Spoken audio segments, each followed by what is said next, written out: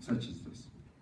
And one thing I want to indicate to colleagues and comrades such as Comrade Tom, who is the Vice President of Convocation and obviously not a full-time staff at the university, is that we enjoy these kind of sessions because it reflects that we are a university in conversation. Much as we have problems, but we are at least trying to talk. And these forums provide a very good and healthy opportunity because there's no pressure. We're able to engage. But I always say to people that, and none of you will know the movie because I see that, I think, even though it is believed that some of you are married, which I don't believe, it's a movie called The Good, the Bad, and the Ugly. It's a very old movie. If you know it, it's okay. But that's what you want. If you want to see the good, the bad, and the ugly, come to TUT. I say this because this originates to who is it that we are. Comrade Tom and the others would tell that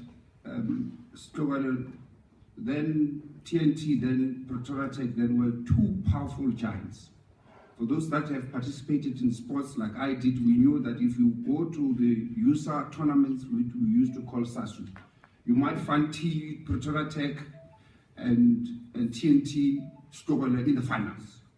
One of the two must lose, and that has always been a contestation in most sporting codes. So the government and the stakeholders, then Comrade Tom and others, had to play that critical role,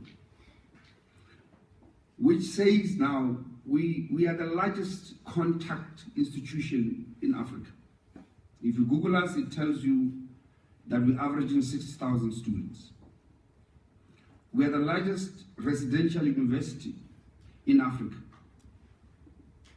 Now, most of all is that higher education becomes critical in any societal development. It seeks to say that we must contribute to the economy and the development of our country. At that point, if TUT uses it, South Africa loses it.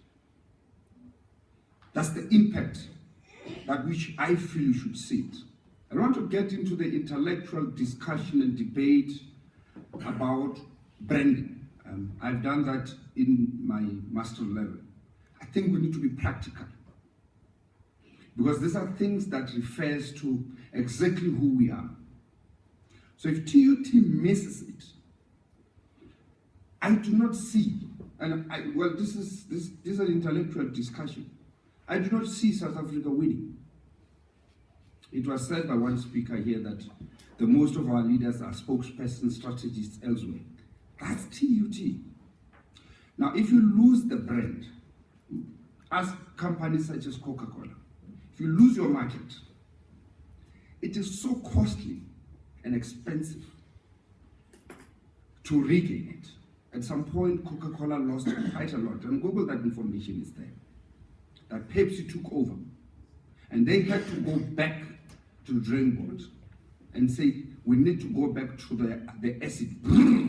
So remember the advert. They knew they lost it there. Distribution strategy. So you can just imagine how much is it that TUT. And now the one thing is, and some aspects of our learnings teaches us that if you have too many stakeholders like TUT, and Tom is suggesting another stakeholder which is critical that has been left out, our parents. At high school and primary, you have the school governing board, it's managed by parents. When a principal is employed, the chairperson there is a parent. Now we lose it in the university now, and that's another stakeholder involved here.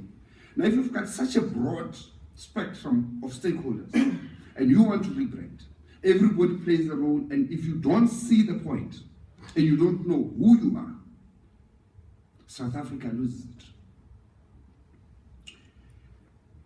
I feel that the discussion that which speaks to this, and I made a note here because I was provoked by the presentation by my colleague Pilan. And by the way, Pilan, the first strike of Pretoria was led by my SRC. And I did not chase out white students in residences, please don't blame me, we just wanted access for black students. Is that